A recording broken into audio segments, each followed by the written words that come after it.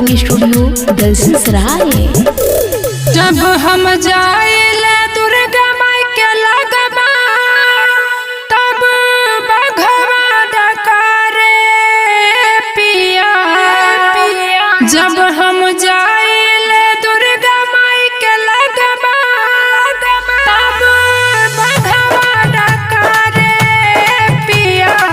दूर से पूजा करी माई के, दूर से पूजा करी माई के लई चली आशीर्वादवा ए पिया।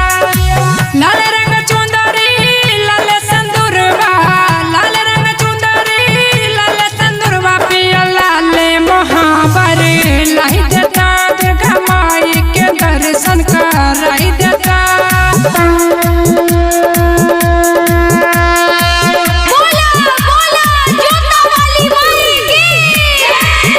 केसी music digital recording studio Dalsinghsarai. आरती